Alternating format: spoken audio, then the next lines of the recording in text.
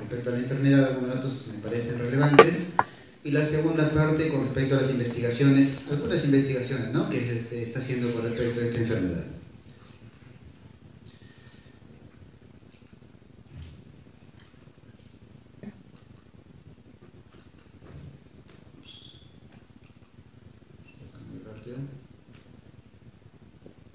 Bien, bueno, con respecto al dengue, todos sabemos esta enfermedad es una patología infecciosa, se transmite por la picadura de un insecto, ¿no?, Aedes aegypti, y la enfermedad puede evolucionar en formas graves y ocasionar la muerte, no en todos los casos, es en un porcentaje mínimo, el casi 5%, o sea, lamentablemente de todos los pacientes que tengan comorbilidad, tú tendrías que pensar que el paciente se va a descompensar, quizá luego de la evaluación inicial. Entonces, el diagnóstico temprano y la buena atención clínica a cargo del médico y las enfermeras, ¿no?, que van a evaluar al paciente, con experiencia aumentan la supervivencia de los pacientes.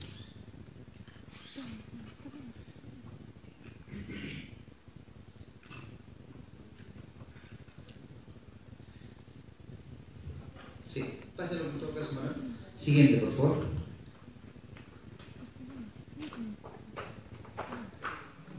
Bueno, lo que sigue es revisar con respecto al virus. Este virus del dengue tiene una característica bastante peculiar. Atrás. Tenemos... ahí está. Es de la familia Flavivirus. Tenemos 4 serotipos. En realidad se ha reportado ya un quinto serotipo hace algunos años atrás, pero en el Perú por lo menos los 4 serotipos estaban recirculando hasta este año. Tiene una cápside icosahédrica, ¿no?, que empaca un núcleo, y tal vez de acá lo más importante es el genoma viral es un ARN, algunas proteínas que van a envolverlo, y recuerden este término de acá, NS1. Esta proteína no estructural, que más adelante lo vamos a ver, nos sirve para diagnóstico. Nos sirve para diagnóstico.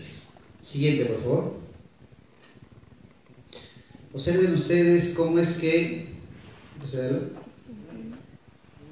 Ahí, siguiente. Ahí, cómo es que nosotros en el tiempo, los serotipos de dengue han ido... Ahí, los serotipos de dengue han ido cambiando de acuerdo, digamos, al lugar que nosotros presentamos. Observen ustedes acá, tipo 1 y 2, tal vez para la zona de América, quizá de África, Europa, otros serotipos, hace muchos años atrás, ¿no?, estamos hablando del año 70, miren.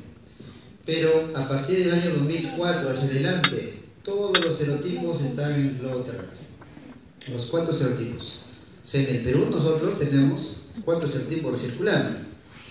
¿Y por qué es importante saber esto? Porque de los 4 serotipos que hemos tenido, 2 y 3 son los serotipos que causan, digamos, mayor gravedad en los pacientes, los cuales podrían llevar a la muerte si el paciente no es atendido en forma adecuada, en forma temprana. Siguiente. Siguiente. Observen ustedes, en todo caso chíquenlo la pantalla nomás, sí. Miren, observen ustedes cómo es que esta gráfica nos presenta el Ministerio de Salud. 2016, 2017 fue el pico más alto tal vez que hemos tenido hasta ahora. En La Libertad, pues 2 lugares son los lugares más álgidos de esta patología. Tenemos Chepén, es un punto bastante grueso, digamos, de pacientes que hemos tenido, y el otro extremo tenemos Laredo. De esos 2 lugares, una casuística bastante elevada, ¿no?, de estos pacientes, pero para este año, miren la cantidad de casos, prácticamente contado con las manos, lo cual nos dice que debemos siempre sospecharlo. No porque no tenemos casos, no quiere decir que tú no vas a tener un diagnóstico diferencial, hay que pensarlo. Siguiente, por favor. Siguiente. Ahí la siguiente diapositiva. Quiero tal vez mencionar por acá La Libertad. cómo es que el año 2017, una casuística bastante alta, bastante marcada, con respecto... ¿Atrás? Entonces, atrás. Ajá, ahí. La Libertad, ustedes vean acá, 2017, más de 6.000 casos. 2018, casi prácticamente el 0,05%, ¿no? Es un valor bastante pequeño. Y pues el ministerio no tenía tantos reactivos para que nosotros podamos hacer el diagnóstico, tanto que en un momento, si llegaba un paciente, una familia de 6-7 personas, con diagnóstico de dengue, que corría la prueba, salía positivo, y el familiar empezaba a dar fiebre a los siguientes días, dolor ventricular, entre otras cosas, nosotros automáticamente por un nexo epidemiológico consideramos dengue. Ya no necesitábamos correrle pruebas. ¿Por qué? Porque era bastante elevado, pues no hacerle pruebas a toda la familia. Pero esta diapositiva también a mí me sirve para ver acá, ¿no? El caso de ustedes. También han tenido casos. Y miren cómo ha caído este año. ¿Esto está en cero? No, tenemos también algunos casos. Lo cual nos dice que un paciente que venga tal vez con dolor ventricular, cefalea, mialgias, habría que pensar y sospecharlo. De todas maneras, así sea la casuística en menor cantidad, ¿no? Siguiente. Siguiente, vamos a presentar nosotros al vector, que es el zancudo. Aedes aegypti es el zancudo que va a ser el vector que transmite esta enfermedad.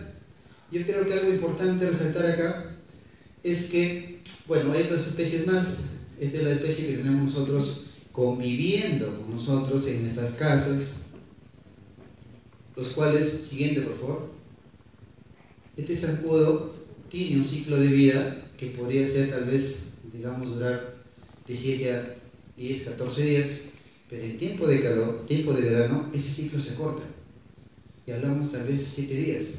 Por eso es que en verano tenemos más cantidad de zancudos. Por eso es que en Piura, que hace más calor, la casuística es más alta. Y en Piura el año pasado, pues, tenemos la cantidad de pacientes ahí, ¿no? Bueno, las fases ustedes ven acá, pupa, larva, bebé huevo y la parte adulto. A este nivel podemos nosotros usar el tratamiento, seguro que a sus casas han llegado, usar el famoso bate. Y por acá, ¿qué se usa? La fumigación. ¿Pero qué hacía el ministerio? Venía fumigado a la casa, donde encontraba un paciente que estaba infectado, luego pasaba 2 semanas y tal vez se acordaba, y no habían regresado. Solamente esa fumigación puede durar el tiempo de vida, quién sabe, 12 a 24 horas, y luego el zancudo nuevamente regresa a tu casa. Siguiente, por favor.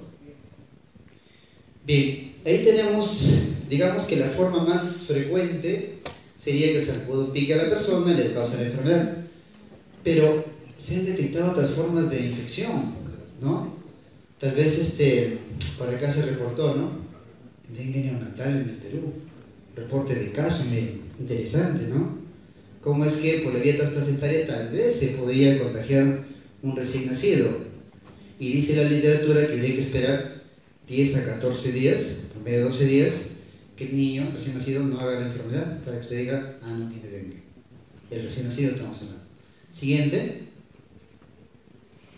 ¿Qué otra cosa más? También se reportó una transmisión mucocutánea, miren. ¿Ya? Transmisión mucocutánea también de un paciente de acá, del Perú, en la zona selvática, que podría ser la forma como se puede haber contagiado. Entonces, hace un reporte de caso y está publicado, ¿no?, en el año 2004. Entonces, no solamente el zancudo sería, digamos, el vector, pero sí el mayor porcentaje que tenemos allí. Siguiente. Bueno, de todos los pacientes que llegan, a veces llegan febriles, con dolor de cabeza, algunos de ellos, puede ser que sea un familiar, no tienen molestias, ha pasado una semana tal vez y no tienen síntomas, pero puede que él también haya tenido la enfermedad, la infección, y se dice que por cada paciente sintomático existen 6,7 asintomáticos, miren. O sea, si en tu familia tal vez a alguno de ellos les dio dengue, puede ser que alguno de ustedes también les haya dado. Doctor, ¿pero qué pasó? ¿No tuve fiebre? ¿No? Sí, claro, es que fuiste asintomático. ¿Cómo saber eso? Haciéndose un estudio, ¿no? Que sabe un IgG para un antecedente de la infección. Y eso va a depender también de la carga viral y algunos lugares, ¿no?, donde se han reportado una casuística tal vez importante en años anteriores. Siguiente. Bueno, de la fisiopatología, algunos datos yo creo que relevantes también. Estas imágenes me parecen bastante, digamos, ilustrativas. Por acá viene el zancudo, deja el virus en el cuerpo. La primera célula que se va a encontrar, que va a hacer frente al virus, va a ser la célula dendrítica. Esta célula, luego de exposición al virus, va a presentar el virus tanto a los linfocitos T, CD4 y posteriormente al CD8. Pero los virus que no, digamos, no tienen contacto con célula dendrítica son atacadas por el monocito y por las células epiteliales, que también lo presentan al linfocito T. Entonces sería más o menos la primera fase, digamos, de la infección, que va a ocurrir los siguientes 2 o 3 días. Pero luego va a aparecer una segunda fase. Siguiente, por favor. Ahí aparece la segunda fase, donde empieza el linfocito T eliminar una serie de citocinas. Tenemos interferones, tal vez interleuquina 10, entre otros, lo cual está informando que el cuerpo ha sido invadido. Entonces, al ser invadido, ¿qué va a suceder? El cuerpo trata de defender. Y al defenderse, va a ocasionar tal vez en una forma errónea aumento de la presión vascular, y por acá aparece shock. Por acá aparecen alteraciones tal vez a nivel hemolítico, aparecen hemorragias y, quién sabe, alteraciones en el sistema de complemento, lisis celular.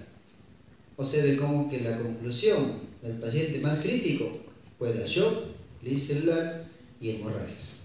Entonces, eso de ahí es lo que nos va a preocupar a nosotros, ¿no? De repente, el paciente que lo calmó las molestias con 22 o 3 días, ya no tiene cefalea.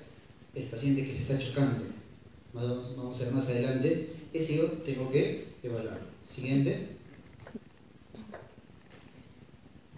Siguiente, por favor. Bueno, algo más de la teoría de la disfunción endotelial, eso lo vamos a pasar. Siguiente. Ahí tal vez para rescatar acá la amplificación, ¿no? La amplificación asociada a los anticuerpos, que puede estar relacionado, quién sabe, a la mayor, digamos, respuesta de la persona al virus. Y esta amplificación podemos encontrar en la segunda fase, en la segunda infección, pero vamos a comentar más adelante. Siguiente. Siguiente, por favor. Bien, este cuadro me parece bastante práctico. Está en la norma del MINSA para manejo de pacientes con dengue. Está también la CDC, pero sucede que tenemos algunos datos acá que quizá debe resaltar. Hasta el año 2008, y alguna vez ustedes han escuchado, se hablaba de dengue clásico y dengue hemorrágico. Y algunos colegas se han quedado todavía con esas definiciones. Tanto que el año pasado, cuando se salieron a hacer algunas evaluaciones a periferia, ¿no?, con los pacientes, con los médicos, en la historia se encontraba, ¿no?, diagnóstico, dengue clásico, diagnóstico, dengue hemorrágico. Y cuando nosotros decíamos, oiga, pero usted no ha revisado la norma, el año 2011 ha sido publicado ya con unas correcciones, imagínense, 2017. Entonces, este gráfico acá nos da algunas pautas que me parecen importantes. Son 3 fases que hay que tener en cuenta: los primeros 3 a 4 días, la fase febril; del 5º al 6º o 7º día, la fase crítica; y a partir de ahí hacia adelante, la fase de recuperación. Entonces, en los primeros días, lo primero que aparece va a ser la fiebre. Es una fiebre bastante alta, el paciente tiene pues dolor retroocular, cefalea intensa, etcétera, ¿no? Y puede que ese signo va desapareciendo los siguientes días y desaparece el 4º o 5º día. Cuando el paciente se puede confiar, pues ahora estoy mejor, ya me recuperé, es el momento en que hay que tener más cuidado, que aparece la fase crítica. ¿Por qué? Los primeros días el paciente se ha deshidratado. Y por acá, algunos llegan ya a la fase de shock, chocados. Vamos a ver más adelante quiénes, por ejemplo, los ancianos, pacientes que tienen comorbilidades, las gestantes. Una gestante usted no puede, si tiene esas características clínicas, no puede dejar de monitorearla y por ese seguimiento ahí cercano. ¿Y cómo se altera, no, los resultados de laboratorio? Caen las plaquetas, aumenta el hemoglobina. Nosotros hemos visto pacientes en el hospital que tenían valores de algunos 10.000 plaquetas, 5.000 de plaquetas. Un paciente pasó una visita. ¿Cuál es el recuento de plaquetas? 5.000, doctor. El paciente estaba conversando, estaba tranquilo, estaba hidratado, por supuesto, estaba aumentando la hidratación, pero no era un criterio de transfundir de plaquetas. Y si usted alguna vez revisa Harrison, ¿qué le dice Harrison? Paciente con menos de 20.000 plaquetas pueden tener sangrados espontáneos. Entonces imagínate con 5.000, pero no es un criterio porque la alteración no es a nivel medular. Luego sigue los resultados, ¿no? Miren acá cómo es que tenemos la fase de viremia y los exámenes de IgM, IgG, cómo se alteran a partir del cuarto o quinto día. Eso nos va a marcar la pauta también para saber cuándo voy a pedir uno u otro examen. Siguiente. El estudio DENCO. El estudio DENCO es un estudio bastante interesante, el cual a nosotros marca la pauta cuando se hace, digamos, ya la diferenciación entre ver si es que yo voy a manejar a los pacientes con los criterios anteriores y a partir de ahí hacia adelante. Hablamos de dengue, sin signo de alarma, con signo de alarma y dengue grave.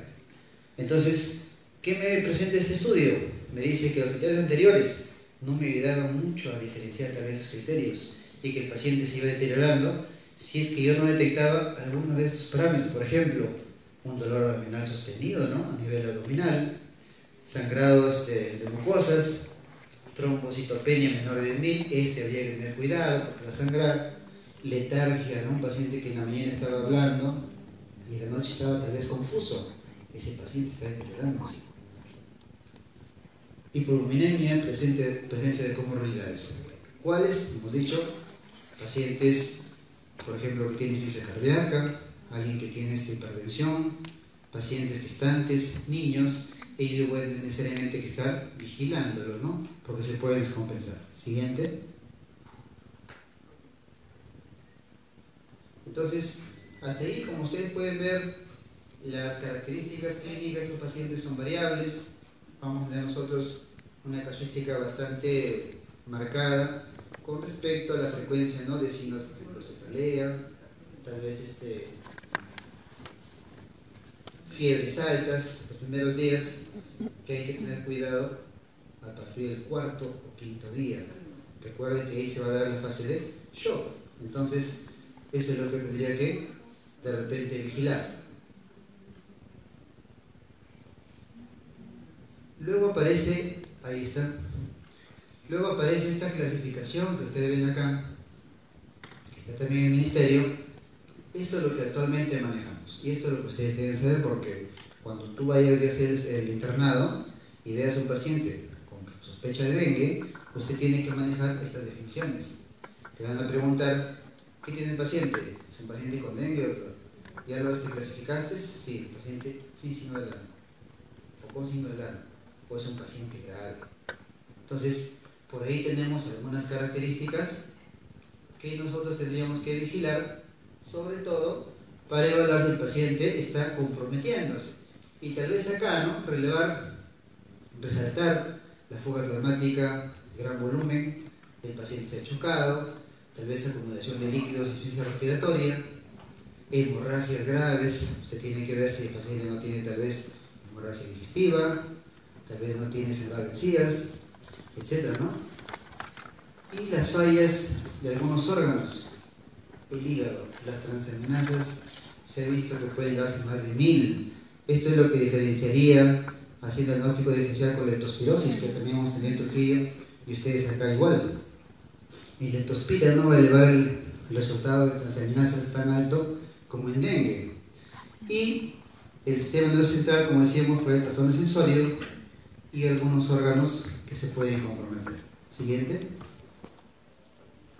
Bueno, algunas características de repente de importancia. Justo el doctor Ciro Maguiño va a hablar hoy día con respecto a Zika. Solamente este cuadrito era para ver la diferencia entre estas dos patologías. Dengue y Zika. También hemos tenido en el norte, nosotros hemos visto algunos pacientes, pero observen que acá lo más importante, tal vez la fiebre, las artralgias, el rash, el dolor retroocular que hemos comentado, las linfaneuropatías, la leucopenia y trombocitopenia y las hemorragias, a diferencia de otras patologías que no lo va a presentar. Entonces, si un paciente llegara con todas estas características, lo primero que se tiene que pensar es siempre en lo peor. Que el paciente puede tener lo primero, dengue. Siguiente, por favor. Observen acá un hematoma por ser un paciente, ¿no?, que tiene dengue grave. Siguiente. Acá ya estas erupciones de convalecencia, cuando el paciente va saliendo, sexto, séptimo día, observamos estas lesiones, las famosas islas blancas en un mar rojo. Significa que el paciente ya está en fase de recuperación, sus plaquetas se han recuperado, los tiempos están mucho mejor y el paciente prácticamente ya se encuentra con la presión mucho más estable. Siguiente. Siguiente. Siguiente.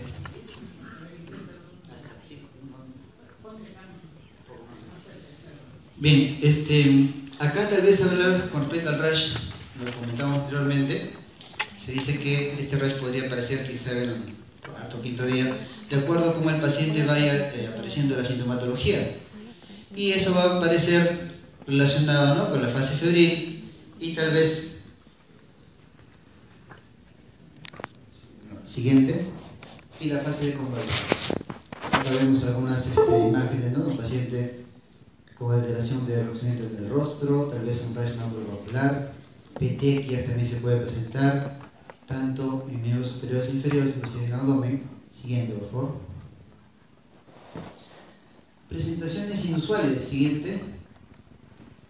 Las inusuales van a ser las que salen pues del cuadro, ¿no? Tenemos algunos reportes que se han presentado, complicaciones neurológicas, el virus del dengue, encefalopatía, ¿no? En Trujillo, por ejemplo, hubo un caso de un paciente joven que ingresa a la emergencia por el Hospital Belén y a los 3 días el paciente estaba estable, le dan de alta, quinto día empieza con trastorno sensorio y no reconocía a los familiares. Bueno, los familiares pensaron que era, pues, de repente se estaba haciendo el cuadro, ¿no?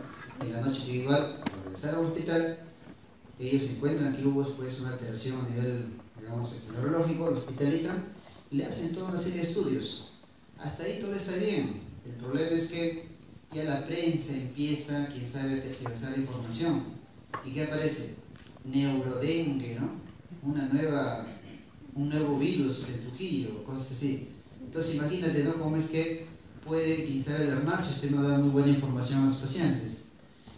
Post-dengue puede aparecer alguna de estas alteraciones como ustedes ven acá. Siguiente. Tal vez miocarditis también se puede presentar. Siguiente. Siguiente, por favor. Podemos encontrar nosotros alteraciones a nivel hepático, falla hepática. Siguiente. Acá una gestante también relacionada, ¿no?, con un dengue severo. Siguiente, paciente de Brasil. Y como ustedes ven, tenemos varios tipos de complicaciones que tendríamos que tener en cuenta de este tipo de pacientes.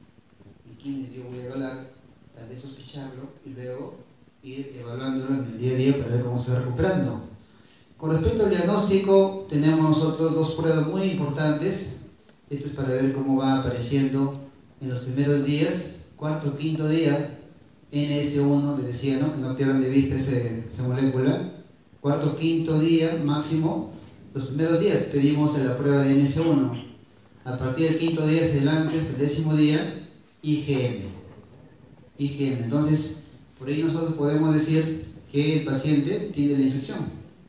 Algunos pacientes pues, han llegado al hospital con los 2 exámenes que le pidieron a los dos primeros días de aparición de la fiebre. Entonces, imagínate pagar a una persona un examen de IgM cuando no tenía criterios en los primeros días, te va a salir negativo, ¿no? Siguiente. NS1, primeros 5 días, miren cómo es la sensibilidad, 93-100%.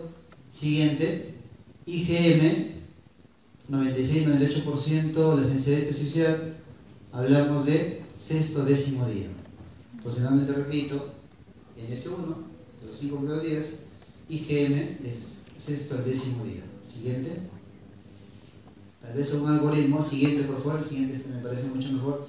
SDI es un algoritmo que normalmente se está haciendo. Primero, como les comentaba, si llega un paciente con toda la clínica, tal vez de dengue, ¿qué voy a hacer? Primero tengo que escuchar lo peor, que puede ser un dengue. ¿Por qué? Recuerden que yo no puedo usar AINES. Después tengo que restringir mis indicaciones. Yo tengo que pensar que puede ser dengue, corremos pruebas primero para dengue. Si las pruebas salen negativas, el siguiente paso será pensar en chip. Si sale negativo, ya lo último podríamos hacer un PCR para Zika. Miren, ¿cómo es que Zika se queda al final? ¿Por qué? Porque estas de acá todavía me dan tiempo. Esta de acá no. Y el hospital, pues el ministerio, como ustedes saben, tenemos a veces, digamos, todos los resultados, tanto que en algún momento llegaban pacientes con toda la clínica. ¿Y qué pasaba? Prácticamente el paciente estaba entrando en una fase de shock, con cefalea, con malestar. No teníamos resultados, tiene que usted manejarlo como si fuera un dengue, hasta que no tenga el resultado. Y luego le tratábamos por vibrar, luego también nos hacemos un requerimiento, ¿no?, que el paciente ameritaba. Siguiente, por favor.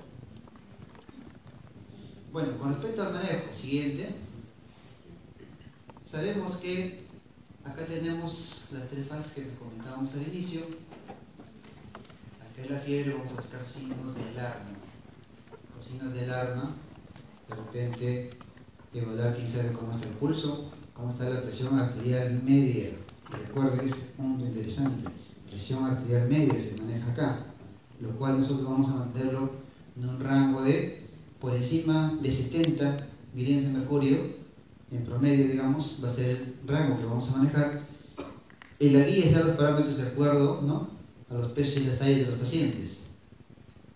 La fase crítica que vamos a evaluar, hipovolemia y choque reversible, y tal vez en la fase de convalescencia evitar que el paciente, que está, digamos, por eso el choque irreversible, ¿no? Si es que hacer el choque, mantenerlo en ese estado estable. Lo que decía, ¿no?, un colega que en algún momento hemos escuchado las ponencias en Lima, el dengue es una enfermedad que usted en la mañana lo evalúa, está estable, y en la tarde el paciente se está descompensando. Entonces, ¿qué tengo que hacer yo? Si es un paciente que, digamos, en algunas horas se va a descompensar, tengo que estar evaluando. Hay unas hojas de monitoreo de pacientes críticos. Inclusive, ¿no?, se evaluó en un momento de crear algunas unidades de manejo de dengue. En Piura, por ejemplo, si lo tuvieron, lo han tenido. Quisimos tal vez nosotros en algún momento quizás plantearlo en el hospital. El problema era por la cantidad de casos, ¿no?, que bien. Pero el manejo acá, siempre todos van a escuchar a usted, es un manejo enzimático. Entonces uno dice enzimático, ¿cómo es eso, no? Hay que estar encima del paciente, evaluándolo, tomando la presión, la temperatura, ¿ya? Siguiente, por favor. Los pasos, bueno, tal vez rápidamente, cuando usted piensa en dengue, algún dato de importancia, quién sabe, ¿no? Cuando aparece la infección, si está tomando líquidos, algunos signos de alarma, tal vez presencia de diarrea. Dijimos cambios del estado mental, convulsiones y mareos, y algunos otros antecedentes pertinentes como que haya habido pacientes con dengue, ¿no?, familiar, o usted viajó tal vez a Piura y viene, pues, y sabe acá Ancash, acá Chimbote, a los 5 o 6 días empieza con malestar. Entonces, hay endémica. Que sea un paciente pequeño, infante, una gestante, obeso, diabético, hipertenso, usuario de corticoides, infecciones por VIH, tendríamos que nosotros ir evaluando esos criterios. Siguiente. En el examen físico dijimos resaltar acá la presión arterial media. Es el parámetro que me va a indicar si un paciente está con buena hidratación. Recuerde usted que en esta patología, los primeros días, si yo tengo un paciente en general que tenga un pico de fiebre, 2 o 3 primeros días, esperaría yo que la temperatura suba 1 grado de temperatura, puede aumentar esos 15 latidos de frecuencia cardíaca. Entonces, en este caso, por ejemplo, el dengue, los primeros días no sucede eso, pero a medida que va pasando los siguientes días, ese paciente va haciendo la respuesta, digamos, no correlacionada y el paciente se va complicando, ¿no? Puede ver hemostaquimia, derrames, inclusive buscar exantemas, petequias y algunos datos que me pueden indicar algún signo, ¿no?, que el paciente está extravasándose.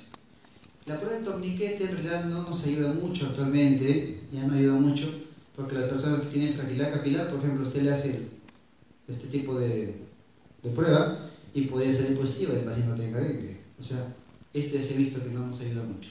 Siguiente. Bueno, acá resaltar hematocrit y recuento de plaquetas, que no es necesario pedir a los pacientes un recuento de plaquetas cada 6 horas, cada 4 horas, ¿no? Porque tenía 20.000 de plaquetas, le va a estresar más al paciente. Usted tendría que vigilar que esté haciendo tal vez algún tipo de sangrado. Siguiente.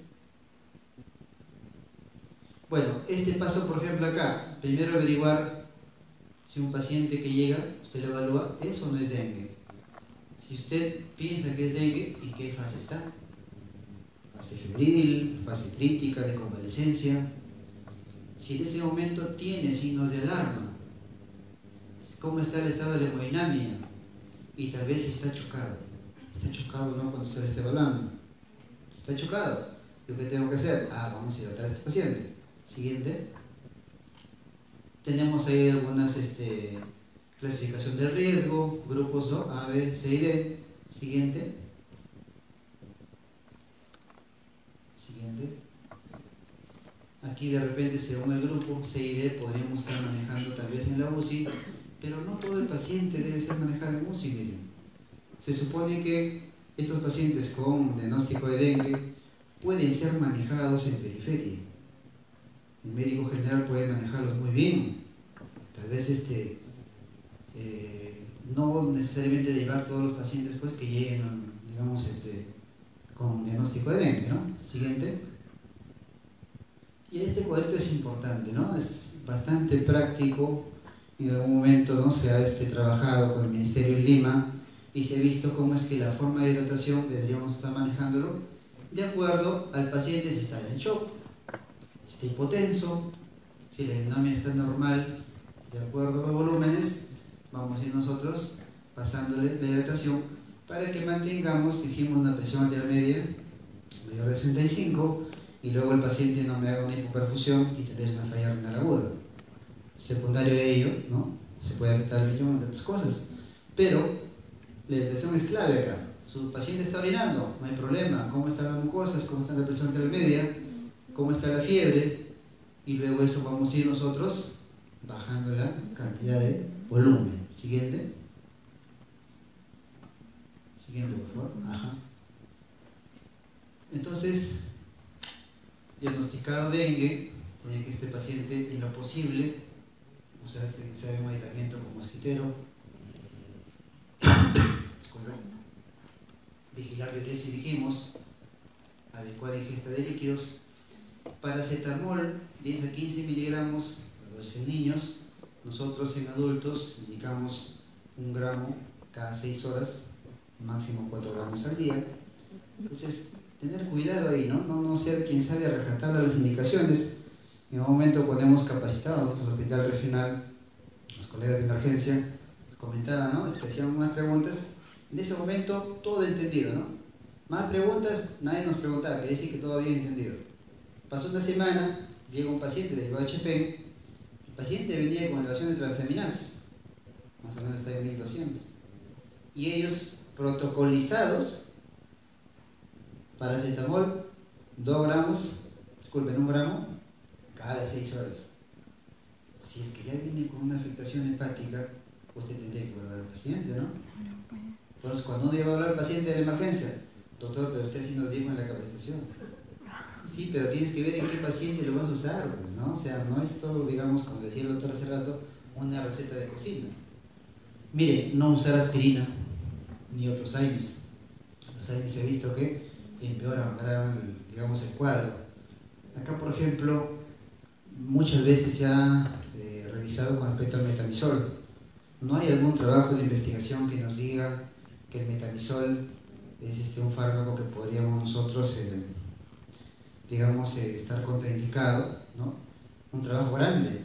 Pero en Colombia es un trabajo bastante interesante con un grupo más o menos de 300 personas, el cual se vio que las personas que habían recibido metamizol habían tenido más ingresos hospitalarios. En consecuencia, no se debe usar, pues, no se debe usar el metamizol. Está, digamos, restringido, además de los otros años, ¿no? ¿Qué podemos usar? Dijimos paracetamol, la dosis que les he comentado. No tenemos que dar antibióticos ni corticoides porque no es una bacteria. No dar medicamentos vía intramuscular, ¿no? Todo debería ser endovenoso. Recuerda que acá puede producir hematomas. Explicar y evaluar los signos de alarma que los pacientes podrían tener de acuerdo a la evaluación, cómo van siguiendo y la evolución de su paciente. Siguiente, por favor. Bien, entonces, hasta ahí más o menos es lo que puede estar pasando con un paciente que tenga dengue. Ya se comentaba, ¿no?, que sea de las generales, cómo está la casuística, cómo es que las patologías aparentemente sencillas, del 100% de personas que les da dengue, dijimos que en el 3 a 5% pueden ser dengue grave.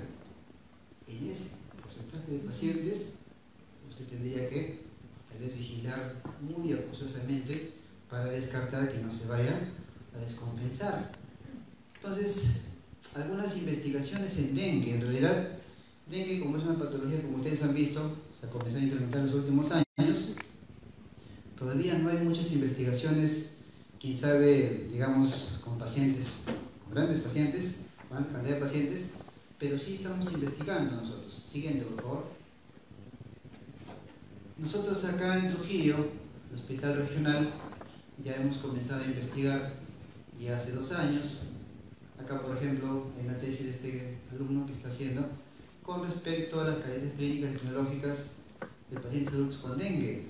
Y él pues quería hacer un trabajo relacionado a la presión arterial. Un día me va a buscar, doctor Aguilar, ¿sabe qué? Quiero investigar en dengue. El año pasado hicimos para un curso. Quiero ver si es que lo podemos hacer con mayor cantidad de pacientes. Y conversamos, pues le digo, ¿y cómo está la casuística? Bueno, doctor, sinceramente, nosotros el año pasado fuimos a Laredo. En Laredo nos dijeron que había más de 300 casos. Entonces, excelente, ¿no? Una buena cantidad de pacientes. Pero ¿qué sucede?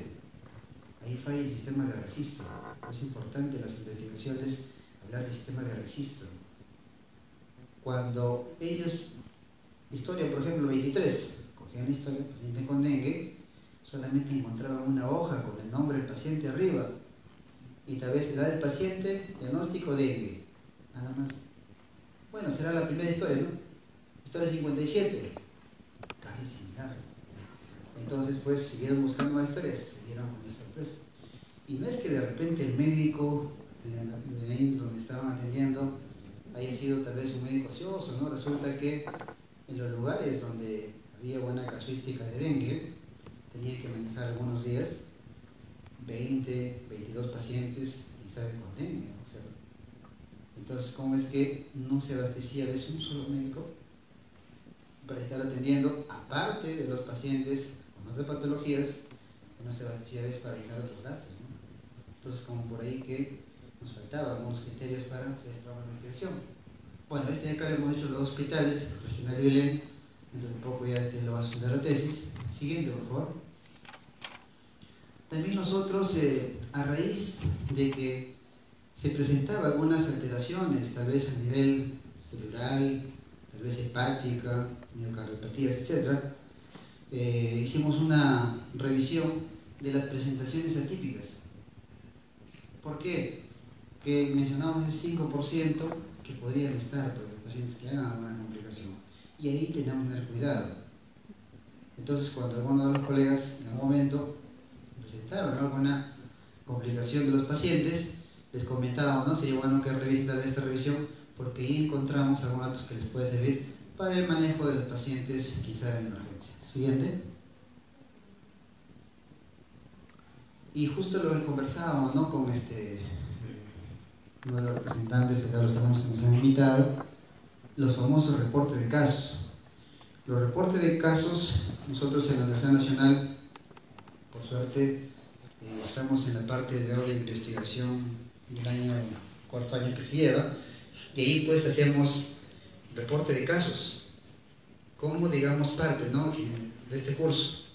En la última unidad se les sugiere a los alumnos para que nos presenten un reporte de caso en grupos de 3 o 4 alumnos, pero tiene que ir de la mano con un docente tutor, es el que te va a guiar, te va a sugerir cómo vamos a trabajar quizá el reporte, qué datos yo necesito para que vaya en el reporte, y sobre todo ver si es que el paciente tiene o no tiene la patología, para que luego no te rechacen y saber conocer en una revista. Y por ejemplo allí presentamos una febril del gestante, ¿no?, dengue, será dengue tal vez, justo para ese tiempo que estábamos con las alteraciones, o por otro lado, complicación neurológica de dengue, reporte de casos, ¿no?, como es el caso que le estaba comentando. Entonces, tengo la historia, ¿ya? Tengo la historia, tendría que yo acercarme, hablar. Si que el paciente esté estable, se puede hablar con el paciente, decirle, no, quién sabe que el caso queremos presentarlo para efecto de una publicación, que su nombre no va a salir allí. De repente fotografía de su rostro tampoco usted, solo si fuera necesario, si no le va a tomar. Y luego ver si es que le va a firmar a usted un consentimiento informado para que sea publicado ese reporte. Si es que no se puede publicar. Además las revistas no le dejan publicar si no tiene un consentimiento informado para ese caso. Entonces, tiene algunos pasos de hacer, quién sabe, estos reportes de casos. Y nosotros, por lo menos en cuarto año, estamos tratando de incentivar a los alumnos. Como ustedes ven, son 4 o 5 alumnos. Por acá estamos nosotros que digamos de repente a la consejería. Y siempre tiene que ir de la mano un docente, ¿no?, un docente quien te va a guiar, no trabajar solos. Recuerda que independientemente del dengue, ¿no?, puede ser un paciente que tenga, quien sabe, tuberculosis alveolar, o tal vez que tenga, quien sabe, neurosífilis, etc.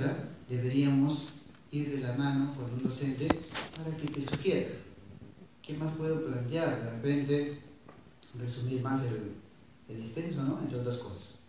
¿Ya? Siguiente, por favor. Bien, eso es a nivel de la libertad, lo que estamos trabajando, son algunos de los trabajos que hemos presentado.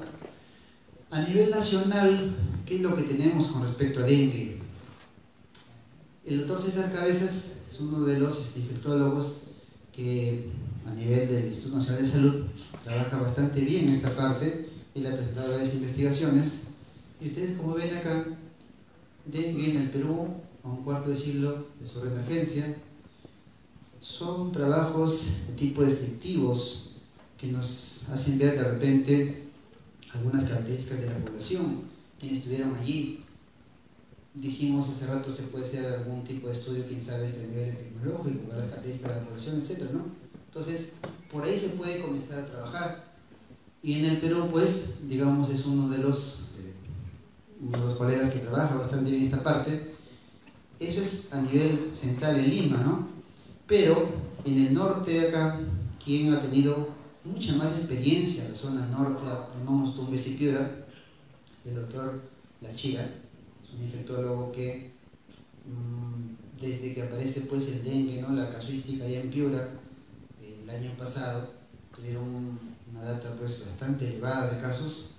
Él es uno de los colegas que estuvo, quién sabe, ahí, dando pacientes, viendo, trabajando, motivando y sobre todo capacitando, ¿no?, los otros colegas, que no todo paciente ven dengue refiere a un hospital. Dijimos que estos pacientes se pueden manejar en periferia.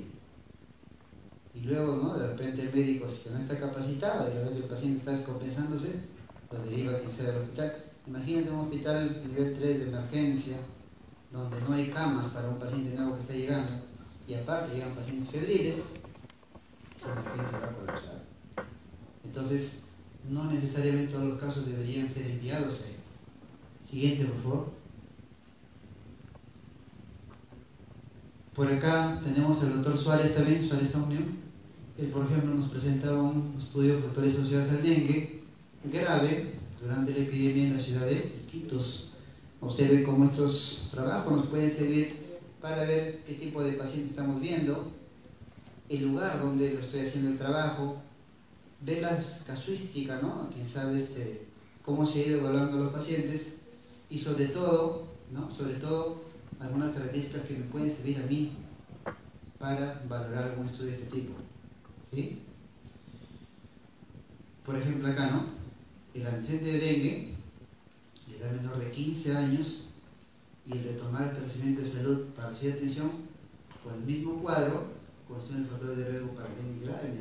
¿Por qué? Dijimos que el paciente puede estar saliendo del shock, en la noche la mente se descompensa, ese paciente está regresando con la atención. ¿Qué pasó? De repente muy rápido se alta. ¿Quién puede ser? Una gestante. ¿Quién puede ser? Tal vez un niño, 6, 7 años. Entonces ahí tendríamos nosotros alguna complicación. Y el antecedente de dengue, por supuesto, ¿no? Que va a estar ahí en la mano con la exposición, en este caso al virus. Siguiente. Bueno, factores detrás de la renuencia al control vetorial del dengue entre el distrito del norte del Perú.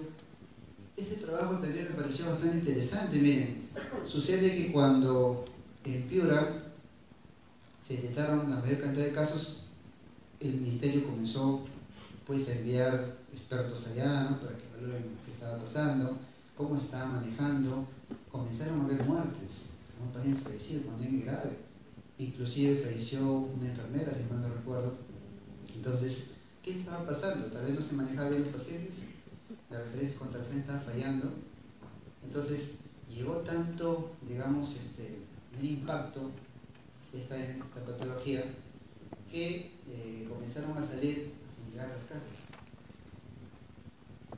¿Y qué decía la gente? ¿Usted cree que todos dejaban entrar a su casa a fumigar? Algunos se rehusaban, que entren a su casa a fumigar. Entonces, era tanta la impotencia del personal de salud que quería ayudarles, pero no te dejaba, ¿no? Entonces, ¿qué hicieron un momento? Vamos con un fiscal, pues. ¿Por qué? Porque había muertes de por medio.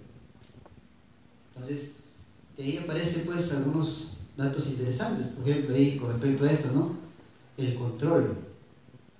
Y miren cómo es que en este trabajo nos da los argumentos para la renuencia, o sea que no dejaban que se entrar, así como los grupos renuentes del control vetorial durante la epidemia de dengue en los distritos explorados son heterogéneos, por lo que las estrategias de preparación deben considerarse en estos aspectos. O sea, la renuencia a que entre a las casas a fumigar también estaba por ahí involucrado. Y la gente no dejaba que entren a sus casas a fumigar por lo menos. Peor, imagínate, será el abate, ¿no? Y recuerde usted que este zancudo, como dice vulgarmente, es un zancudo pituco. ¿Por qué? Le gusta el agua limpia. Y al gustar el agua limpia, donde usted guarda, quién sabe, sus depósitos en baldes, si usted no tiene una tapa con la cual va a cubrir, el zancudo va y va a depositar los bolsillos.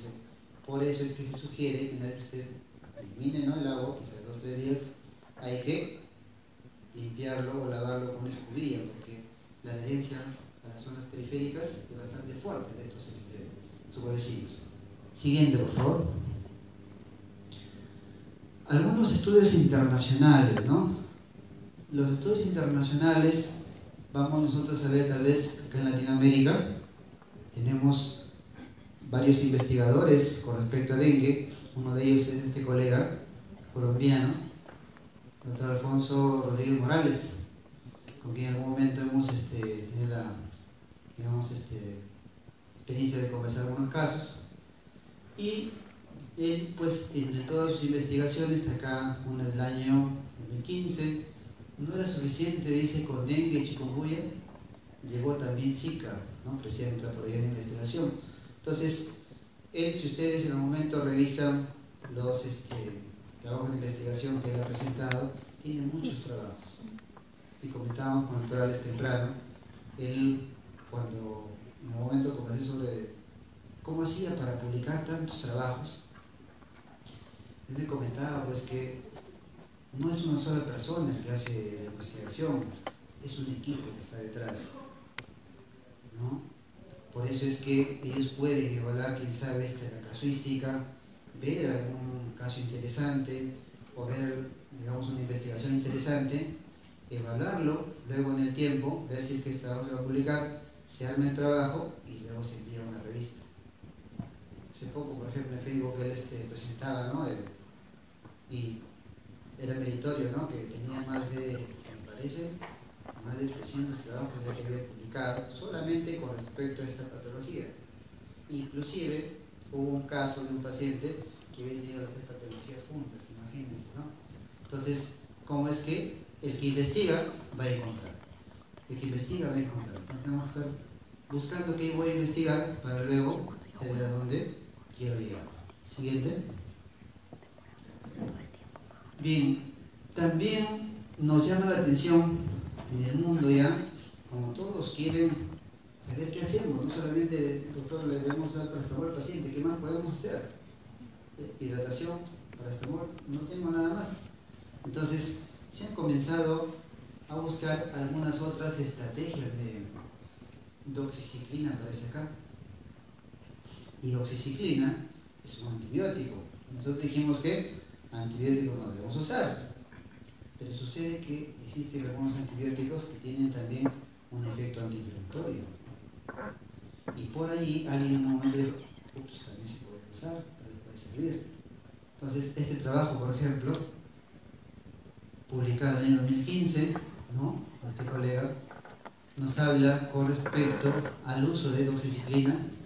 Él nos dice que los hallazgos anteriores, ¿no?, del trabajo sugieren que la doxi puede proporcionar un beneficio clínico a los pacientes con dengue con alto riesgo de complicaciones. Este efecto puede estar mediado de repente por la disminución de niveles de citoquinas proinflamatorias. ¿Se podría usar? El problema es que teníamos que nosotros tener mucha más casuística. Este estudio solamente nos habla de 340 pacientes, más o menos. Es un número considerable, pero necesitaríamos más pacientes, ¿no?, para que, digamos, la fuerza, ¿no?, del resultado sea mucho más consistente. Entonces, se están haciendo otras investigaciones. Inclusive en un momento, por ejemplo, se quería estudiar también mozo montelukast, el que se usa, ¿no?, para tratamiento del asma. Pero quién sabe, los beneficios a largo plazo no se han encontrado muy bien. Entonces, se han desestimado algunas investigaciones que se pueden trabajar por ahí. Siguiente.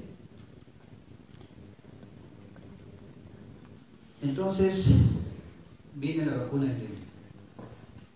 Cuando aparece la vacuna, todos dijeron, excelente, vacunamos a todos, se acabó el dengue, ya nos preocupamos por dengue sin signo de larva, con signo de larva media grave, ¿cierto? Siguiente, por favor. Ajá, ahí está. No, atrás. Ajá, ahí.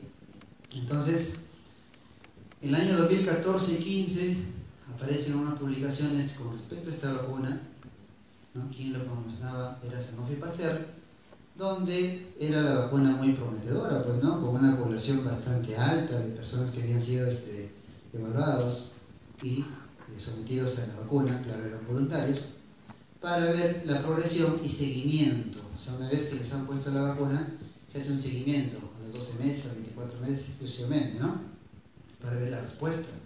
Entonces, por ahí muy prometedor los primeros años cuando se publica esto de acá. 2015 serán ustedes. Siguiente, por favor. Luego aparecen ya algunas revisiones con respecto al impacto, al costo-beneficio. ¿Cuánto nos ayuda esta vacuna?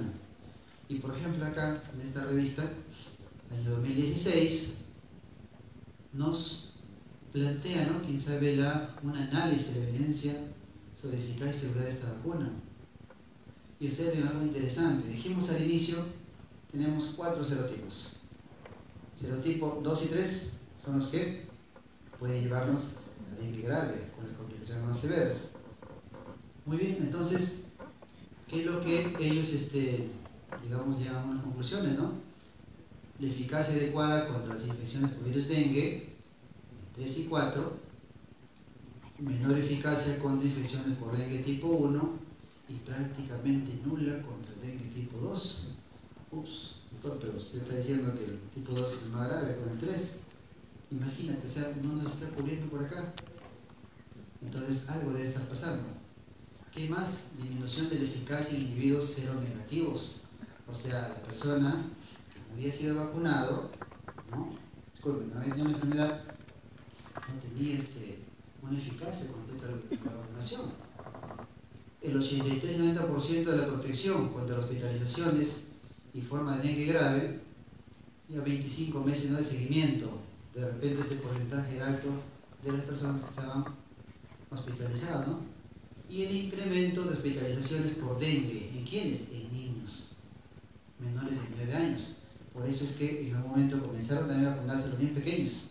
Vieron que ellos se les vacunaba y regresaban a veces al hospital. Porque dijeron, no, más pequeños no les podemos poner la vacuna. ¿Qué hacemos? Un punto de corte. ¿Hasta qué edad lo podemos vacunar? De los 9 para adelante. Pero sucede que el grupo más frágil son los niños más pequeños. 2, 3 años, 5 años. Y solamente el grupo, digamos, de investigación de 9 a 45 años. El otro trabajo se presentó de 9 a 60 años, pero acá en el Perú, de 9 a 45 años se había sugerido la vacuna. Entonces, teníamos algunas restricciones, no era, digamos, del todo ya, pues, el fin del dengue del Perú. Beneficio de la vacuna se puede resumir: protecciones contra dengue 3 y 4, así como la protección de hospitalizaciones y casos graves en individuos mayores de 9 años y quienes han tenido infección previa al dengue. Funciona, miren acá, 2016, ahí dicen, funciona principalmente como una vacuna de refuerzo. En el 2016 ellos estaban ya planteando esa posibilidad, más no usarlo, quién sabe, para que no nos dé la infección, digamos, si nunca la ha tenido. Más si podía funcionar como un refuerzo. Si usted le daba el dengue, te vacunaba, la posibilidad de enfermarse más adelante iba a ser menor.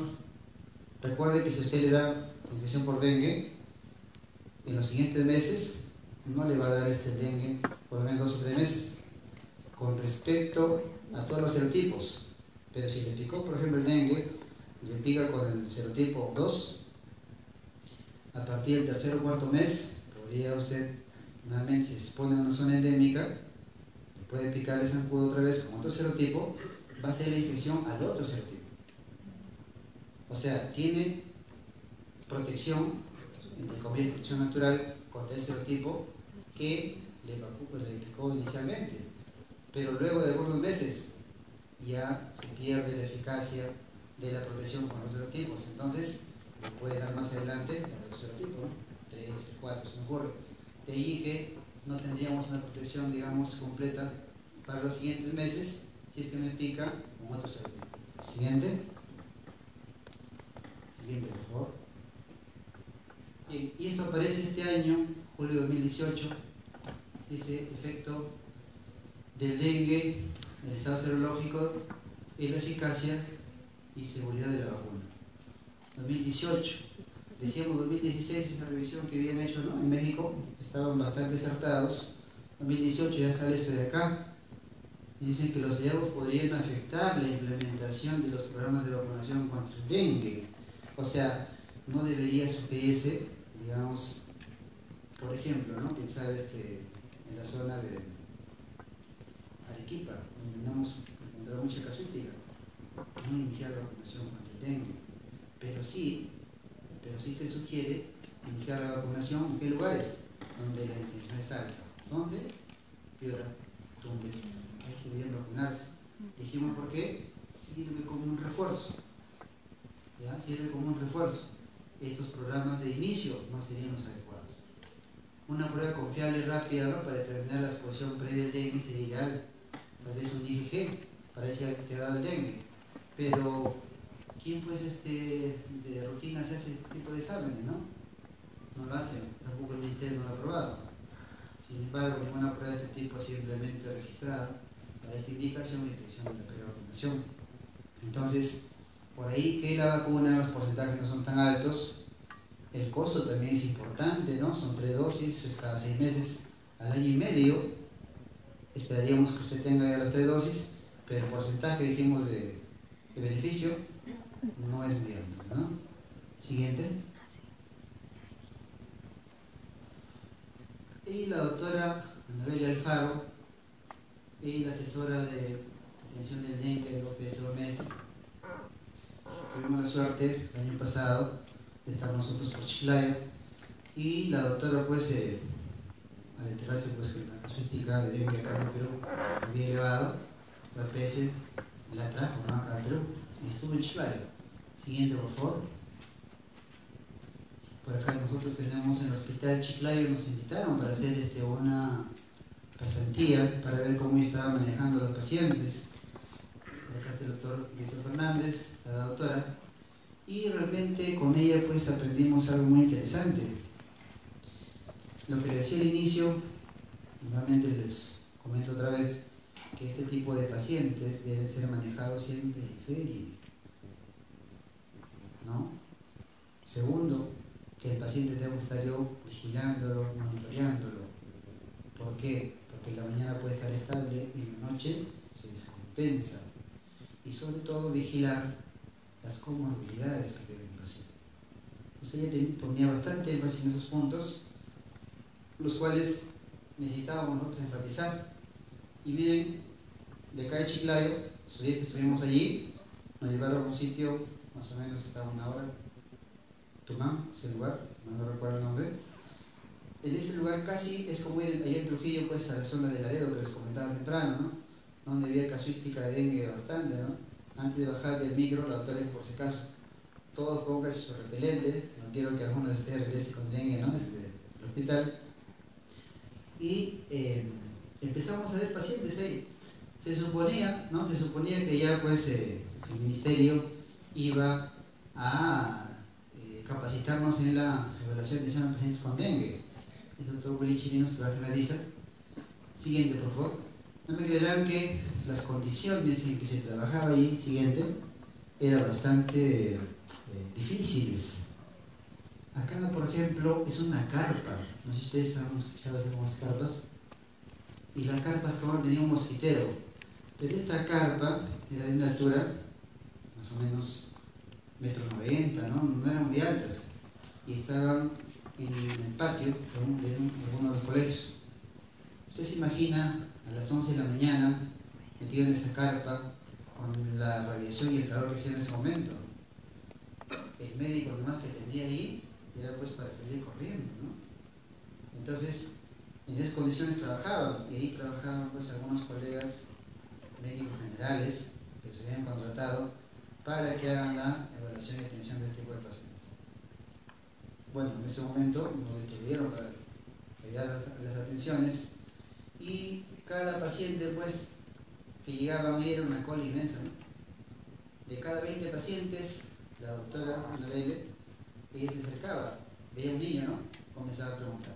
Un paciente anciano lo llevaba para que le evaluara más rápido. ¿Por qué? Viendo comorbilidades. Y esto de acá, por lo menos tendríamos que nosotros ir buscando, ¿no?, quiénes deberían de repente ser evaluados más temprano. Una gestante, por ejemplo. La gestante, eso si no se hagan problemas en el momento, si tienen una evaluación de una gestante, tendría que ser derivada, ¿no?, un hospital quizás nivel 3, porque no es tan fácil a veces atender a un tipo de paciente, una gestante, luego se puede complicar. Acá, por ejemplo, está el paciente, ¿no?, ancianita, que tenía los 80 años, también viene con dengue.